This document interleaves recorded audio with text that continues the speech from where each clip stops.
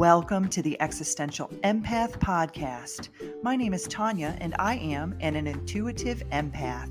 My intention is to share valuable tips, tools, and techniques that I have learned so you can tap into your own inner healer naturally and intuitively.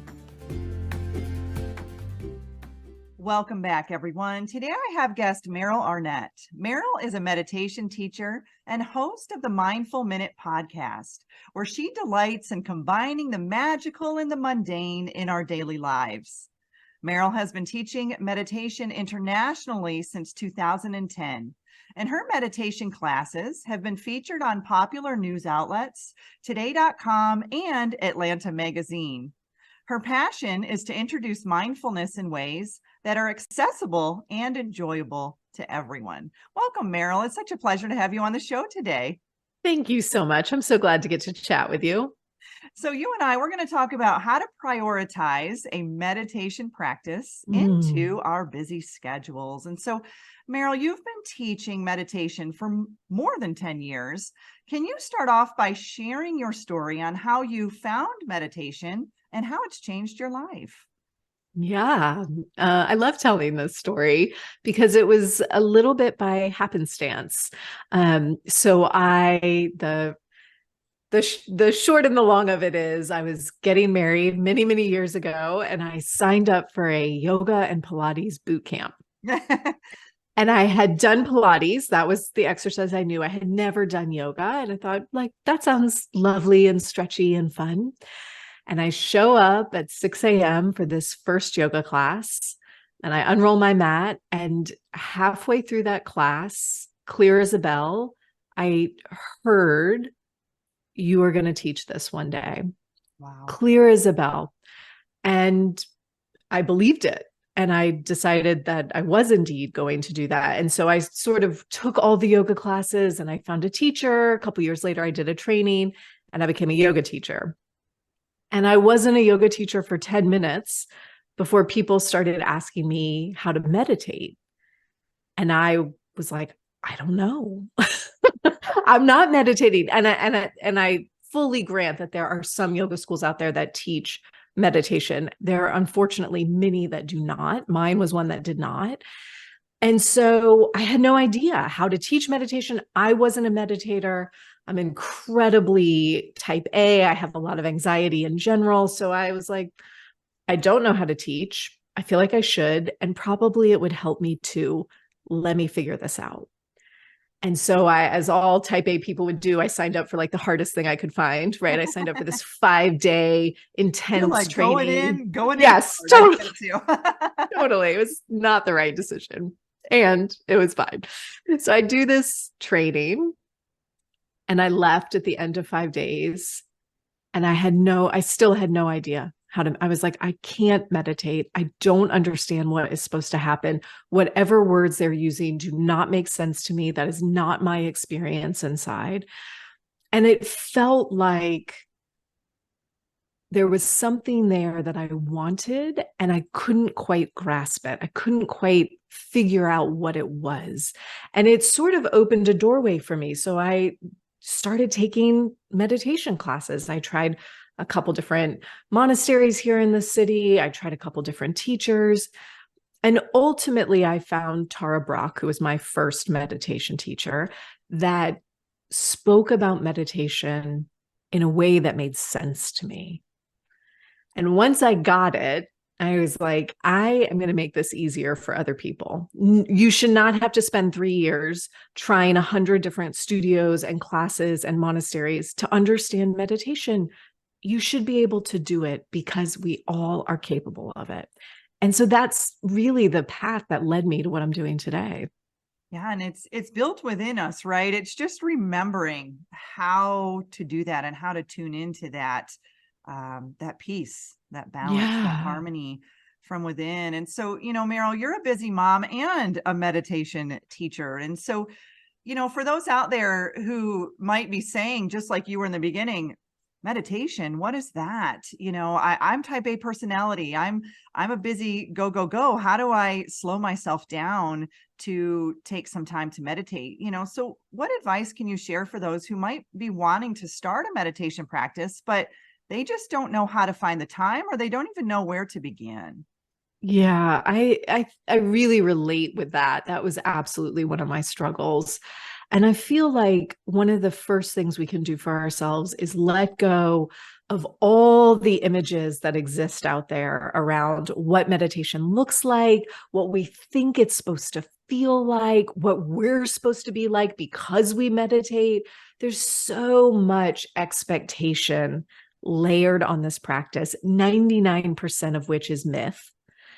And instead, I would get very, very curious about, what do I already do in my life that almost I never skip it? So for me, that would be drink a cup of coffee in the morning, right?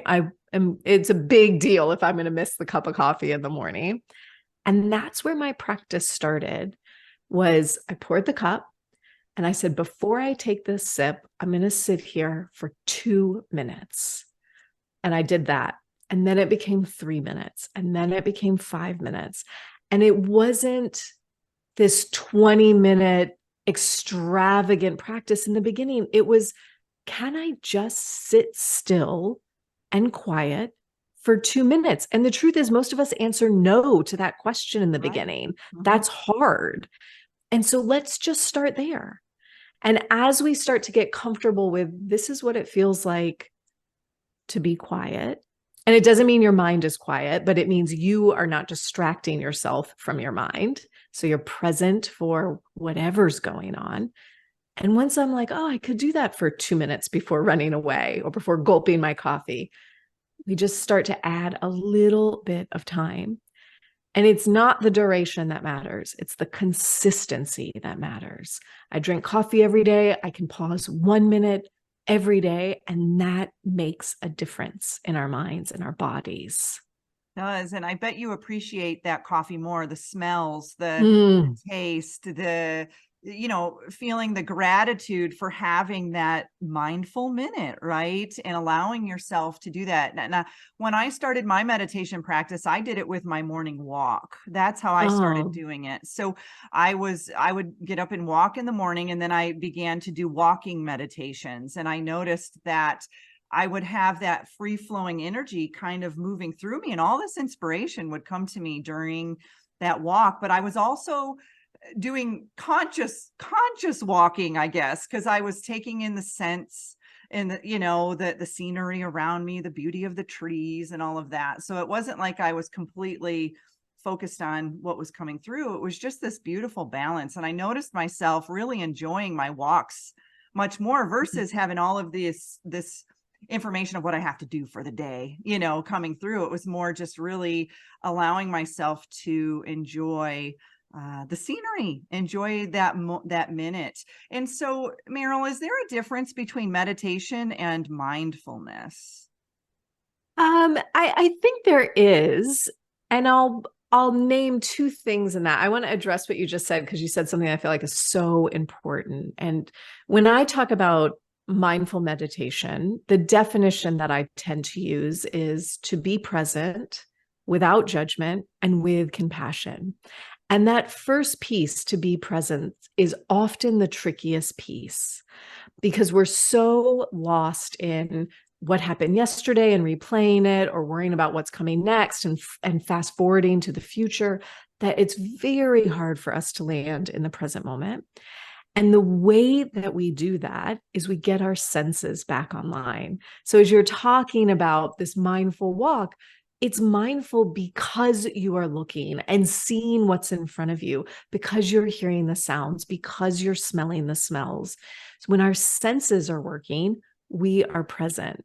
And I'm sure I'm not the only one who's had the experience of, you are leaving your kid's school or you're leaving the office and you pull into your driveway at home and you think, did I stop at any of the red lights? Like, how did I get here? Right? We've all done that. Yes. That is the perfect example of not being present. Our senses shut down. We're not hearing. We're not seeing. We're not smelling. We're lost in the past or the future. Right. And so whether you're walking or washing dishes or seated cross-legged on the ground, that mindfulness is, am I present? Are my senses working? right? So that to me is mindful, and we could be mindful in any activity that we choose to be mindful in, anytime we turn our senses on. The difference, I would say, between mindfulness and meditation is an intentional practice of settling yourself for a specific amount of time and not distracting yourself with anything else. So there would be no other activity happening. You can go on a mindful jog, right? But to mindfully meditate, you're going to mostly be still. You're going to be present. And then you're going to have the experience of being in your body, noticing what thoughts come up, what feelings come up, becoming aware of what's happening in your physical space. Yeah. And so, is there certain times that are better than others to sit down and meditate? I will say yes with a giant caveat. The first and most important answer is the best time to meditate is the time you can do it. Mm-hmm. Right. So when I had little babies, meditation was either when I was nursing or when they were napping. And that was just when that happened. I didn't have a set time, but that was the moment I could do it. Now that my kids are a little older and I have a little bit of a routine to my days, I love meditating first thing in the morning because nothing else has gotten in the way yet. Mm-hmm. If I wait until lunchtime, I'm like, well, I'm only halfway through my to-do list and I've got that conference call later and I got to remember to stop at the grocery store before I get home. And it's not that you can't meditate, but you have all those extra layers on top of your meditation. And in the morning, it tends to be, you're already a little sleepy. So it's a little easier to be quiet, to sort of drop in. It is. And the times that we're in those beautiful theta brainwave states when we're first waking up in the morning and then when we're first falling asleep at night, those are the times when I love to meditate, is when we're in those theta states. But I will say, back when I worked in healthcare, I worked in a very busy trauma environment. There were times when I had to walk off the unit, go into a quiet space and just sit there and meditate for 5 or 10 minutes just to get my heart rate, to stabilize, to bring my stress levels down, to clear my mind. And so there were times when I would utilize that in that, high stress environment. It's like, okay, I've got just 15 minutes to, before I go eat, wolf my food down, I'm going to sit there for 5 minutes and just focus on my breath and focus on being present in that moment. And I noticed it was like a little reset. They say to go take a little 30-minute nap, to recharge you. I would find that meditating midday for me was like hitting the reset button at that time. And so I asked you that question because I feel like there's times when it's a little easier, but then there's times when you might need it more, but it might seem like, gosh, I'm not sure that's a great time to meditate because I'm super stressed out right now. Yeah, and I think you can look at meditation almost as a dual practice. So on the one hand, we can look at meditation like a Band-Aid. I am having the most stressful day. The emails have not stopped. My kids had a meltdown. Traffic was awful. And now I have to go into this meeting and do a huge presentation. And my heart is racing. I'm sweaty. I feel like I'm not present. That is when you need meditation as a Band-Aid. You're not going to do a 20-minute, amazingly silent, blissful practice. But what if you did 5 minutes of something very intentionally to impact your nervous system? Mm-hmm. So you might do some diaphragmatic breathing, letting your belly expand as you inhale, contract as you exhale. You might hum, so you're like vibrating that vagal nerve a little bit. There's a lot of techniques that are instantly soothing to our nervous system. We can do them in less than 5 minutes. It is not about establishing some mythic peaceful mind state, but it is about establishing a peaceful nervous system. Yes. So that I'm in my body and I can act with intention moving through my day. Absolutely. And then there's meditation as a lifestyle, right? This is I'm going to get up and meditate for 10 minutes every day because I really want to create a more consistent sense of emotional stability. I want to connect to myself deeper or my family deeper. And so we can use meditation. It doesn't have to be either or, it works both all the time. And I think it's good to clarify that, because I think a lot of people are on that spectrum that, I Yeah. have to create it as a lifestyle, but it may take some time to get there. At least that was my experience. I was using it as a Band-Aid, Oh, in for those sure. moments when I was go, go, go, and my nervous system was completely off the charts. I was using it as a Band-Aid, but then as I began to recognize some of the benefits to meditation, I began to create it into my life as a lifestyle. So Meryl, can you talk about some of the benefits of meditation other than just helping to relax the nervous system? I think the greatest benefit, at least in my personal experience, the greatest benefit is that meditation really allows us to build a sense of comfort with our own discomfort. And that's profound if you think about it, because we spend so much time running or fighting or freezing when we get uncomfortable, when we're scared, when we're overwhelmed, when we're underslept, when we're too hot or too cold, you name it. We get uncomfortable, and there is deep emotion that rides with that, and all sorts of coping mechanisms so that we don't feel it. And meditation, when we do it every day, 5 minutes, 10 minutes, we start to notice, wow, some days this is beyond uncomfortable. Some days I can barely make it 10 minutes before I have to get up.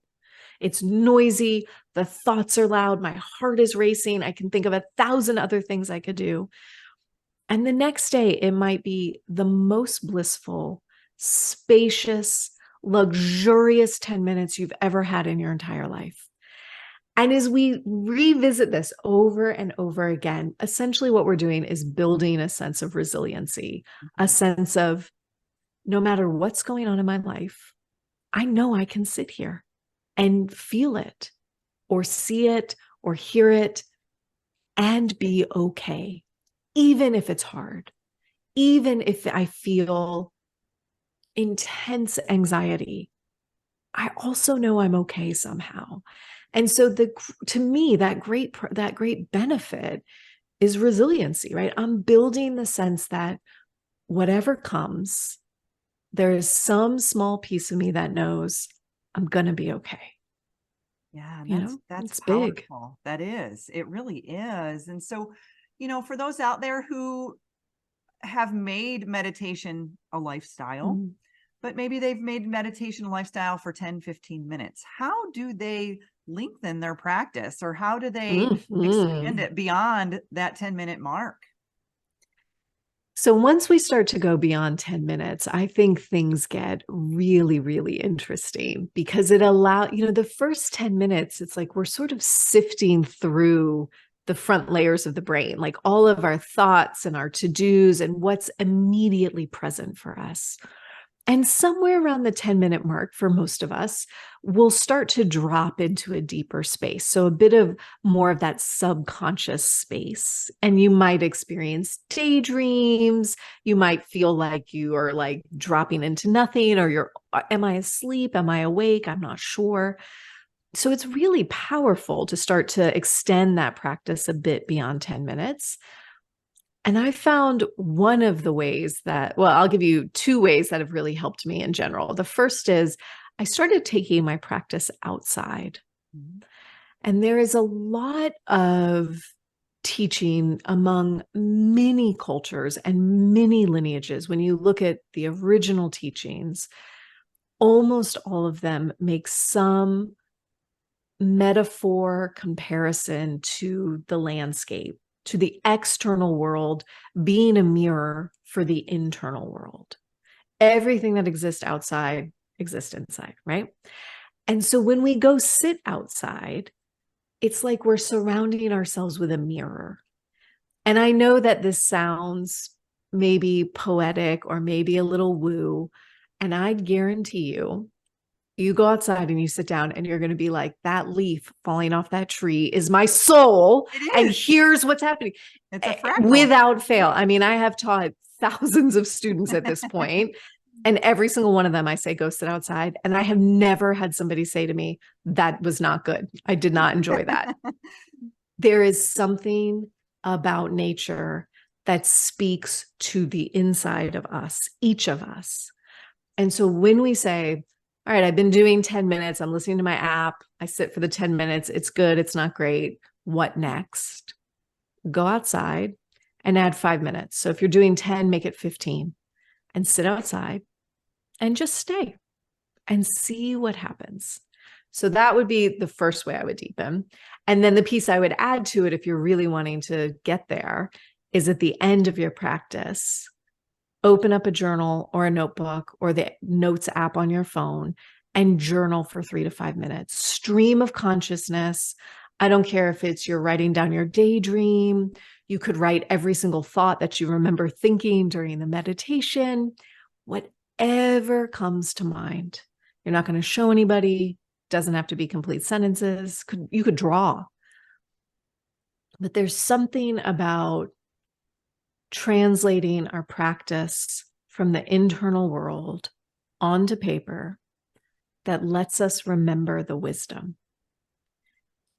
And that's when you're like, oh, this practice is doing something. Yes. I thought that leaf was a piece of my soul, and I remember it because I wrote it down. Otherwise, it's a fleeting thought amid many, right? And now I can, why? Do I feel like I'm falling in my life? Am I like vibrant and bright and green? You know, we can play with the metaphor to understand our subconscious more. It's fascinating. It really is fascinating. And from a scientific level, we actually, as human beings, resonate at the exact same frequency as the earth. It's called the Schumann resonance. And so that resonance vibrates at a theta brainwave state. So when we actually go out into nature and we sit in nature, we reset and rebalance our central nervous system. And so that's why it's so powerful as well when we're out there, you know, because we're so consumed with artificial lighting, artificial electromagnetic frequencies, all of this artificial, you know, energy that's being kind of thrown at us when we're inside, we're under these lights, we're, you know, listening to certain types of music, and we go outside into nature, you listen to the birds, you listen to the babbling brook, you know, these are things that will reset us back to our original organic DNA. It's built within us, and the earth does that naturally. You know, that's why they say there's something to be said about hugging trees and putting your, you know, gardening, putting your bare feet on the earth. It's because it creates an electromagnetic field around us, and it resets our energy. And so bringing your practice from inside to outside can definitely elevate it. It can heighten it. Oh, for sure. Absolutely. For sure. And you know, the other piece that's so interesting is it really taps directly into that discomfort, comfort immediately. Because this is nine times out of 10, the response I get when I say, go take your practice outside is, well, there's bugs. And it's, you know, I'm in Georgia right now in August as we record this. So it's very hot. Very hot. And like we're having pop-up thunderstorms all day today. So like there's a million excuses, right? A million. And of course, I want you to be safe. I want you to take precaution. And also, it's okay to be a little uncomfortable. It's okay to be hot. It's okay if there is, you know, bugs flying by, as long as they're not attacking you. And most of the time they don't. So it's a really good practice. It is. And I think, you know, you'll see the yogis doing that, the monks doing that, sitting there for hours on end. And that's part of the mastery of it too, is beginning to shift your internal world. So then your external mirror, so to speak, will begin to change too. So if you've got the bugs going on, then shift what's inside of you, those thoughts that are telling you, oh, the bugs are driving me crazy, the bugs, try to get those to calm. And then you'll begin to recognize the bugs aren't bothering me anymore, even though they're there.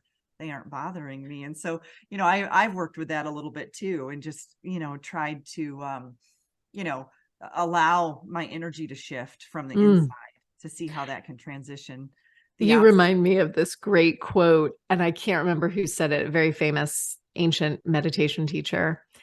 And somebody was complaining about noise being distracting. And he said, the noise is not bothering you.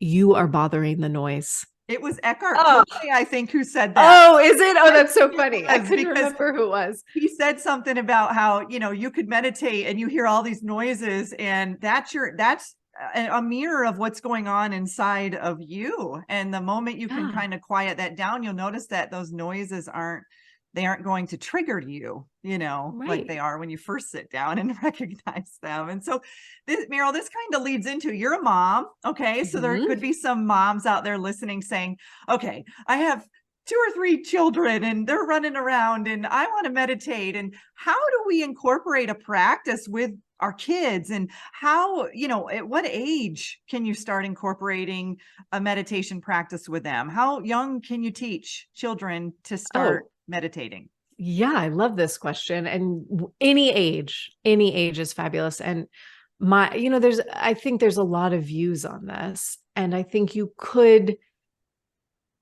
teach your children to meditate. I will tell you that what I have chosen to do is my practice is just around and in front of my kids. So they know what I'm doing. And I say, Mom's going to go meditate. I usually meditate on our back deck, which butts up to our living room where the TV is.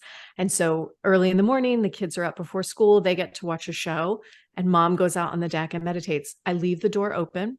They can come out. They know they can come out. They can sit with me. If they need me, they'll interrupt me. I can hear the TV in the background. It is not perfect and silent. And that is okay, right? I think this is maybe the biggest misconception about meditation is it has to be perfect and silent around me, and it should be perfect and silent inside me. And neither of those statements are true. And all I want my children to see is that intentionally, every day, I take time for myself to connect, to set intention, to be present, to be patient, to be kind with my kids. And then I talk about what I thought in my practice or what I felt in my practice. I journal. And, so my kids right now are 8 and 4, and they both will absolutely sit cross-legged and do the little hands. And sometimes they'll pull out a notebook and pretend they're journaling, and they love to say that they're going to go meditate. And, they sit for 30 seconds maybe. And it's to me, that's such a win because they're creating awareness.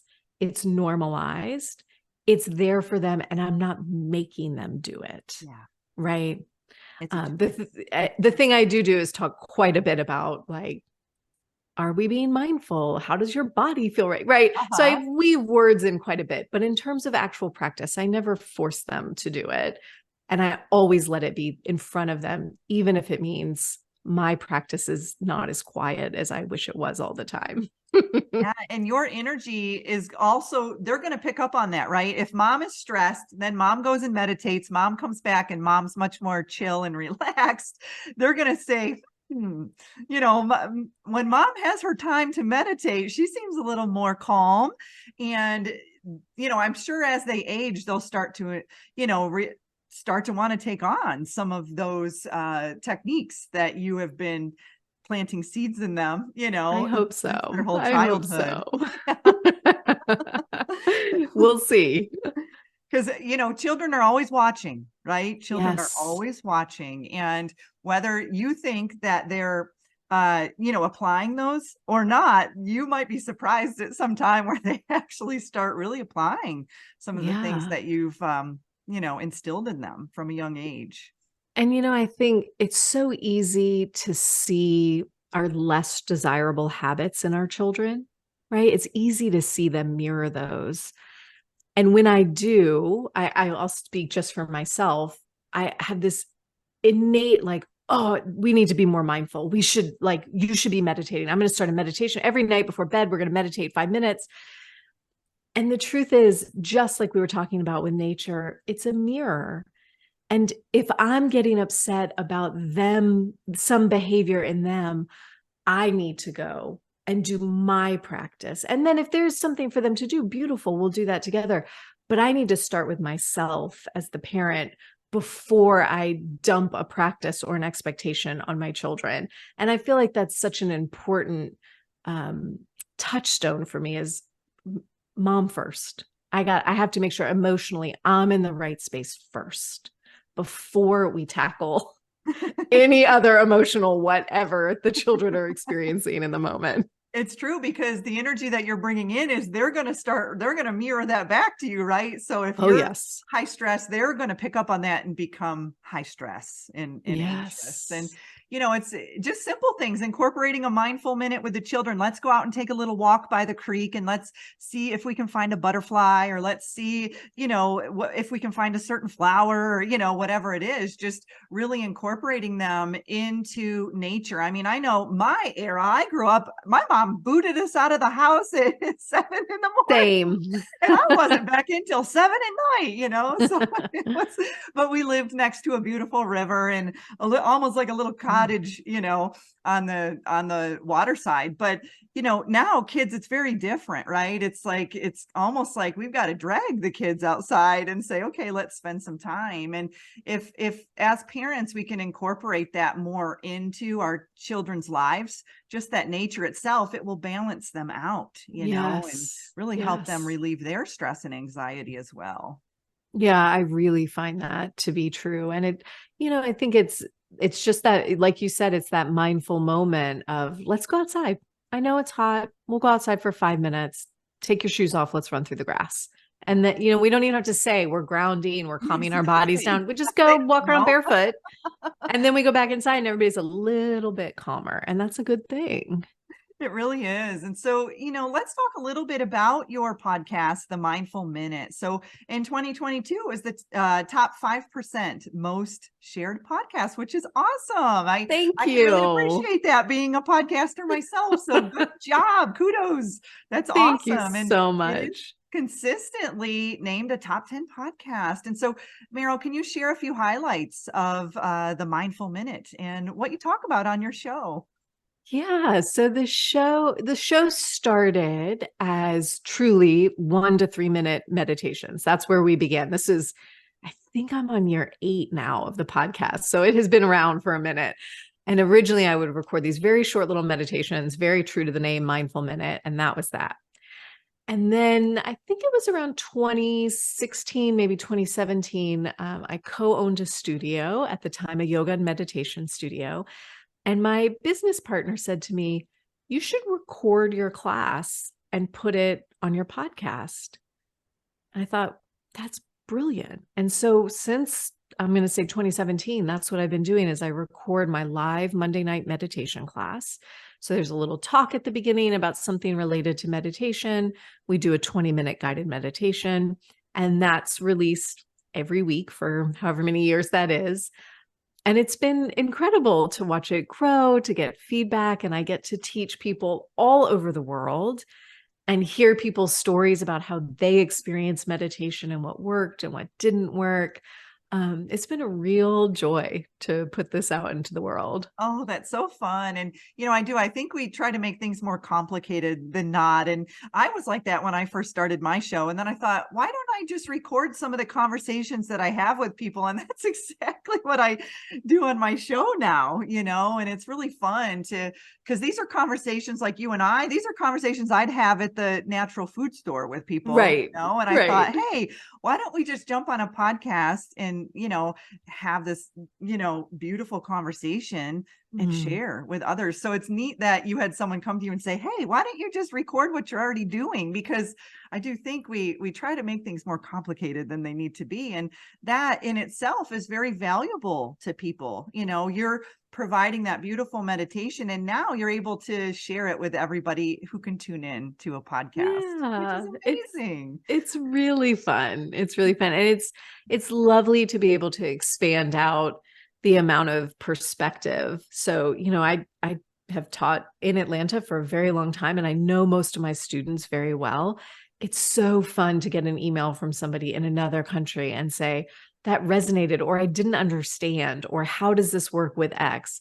And I'm like, oh, thank you for bringing like fresh air, fresh fodder to the teaching so that it works for everybody, which is, my goal is to make it so accessible that anybody can say, I can meditate. Absolutely. And so, outside of your podcast, what are some of the other services that you provide for people? Well, I mostly teach outside of the podcast and the live Monday night class. I mostly teach within trauma and substance abuse recovery. So I do a lot of in-person group sessions that are therapeutic, specifically within a program, which is incredible work. And I love being able to bring mindfulness to recovery. Yes. I do a meditation teacher training once a year. So I'm about to actually start this year's. It's every August. So I'm teaching a new group of people to be meditation teachers.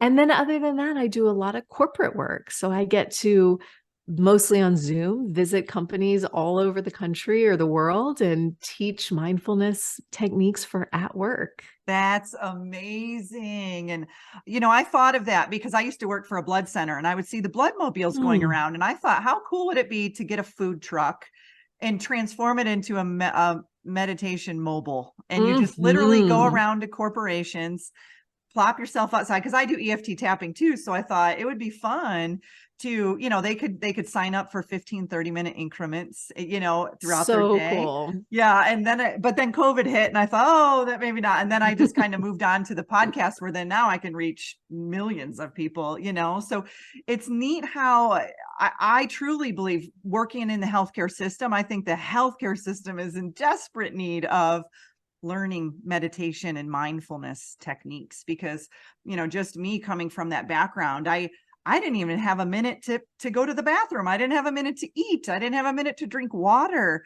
And so I had to kind of venture out myself to take a mindful minute, within my day and to incorporate that. So I love that you're working with corporations because that is so needed right now. It really is. So Meryl, where can people find you? Do you have a website? What is the best way for people to contact you? Yes, I have a website. It's my name, so merylarnett.com. And you'll find my podcast on there, my class schedule, any events, all that good stuff is on the website. And if you sign up for the newsletter, the one thing I do for my newsletter subscribers is I take for every podcast episode, they're about 30-ish minutes long. So there's a talk and a meditation.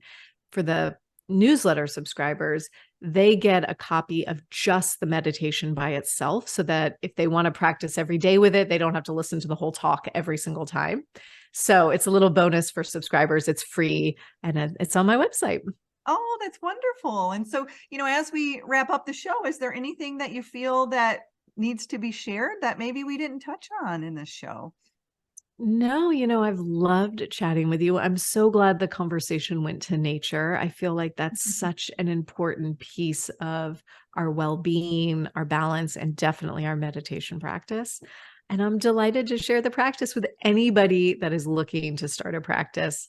I'm here to tell you that you can meditate. I don't care how many thoughts are in your head. I know you can do it. Absolutely. And I think I always pull nature, as you can see, for those watching on YouTube, this was Crater Lake. I travel a lot and I visit beautiful places and I take photos and I use those photos in the backgrounds of on my YouTube channel. And so whether you're sitting in nature or you're looking at nature, just watching this, making things more peaceful in your life. And I think, if there's one thing you can do is get out into nature today, just whether it's for 5 minutes or 30 minutes or however long you need to. I think that's a good way to set it a reminder at the end of the show that, yes, incorporating more nature into your life. And so, Meryl, I really do appreciate you coming on the show. I appreciate you sharing all of your wisdom and knowledge around meditation and also giving the example that it doesn't have to be difficult. It can really be something that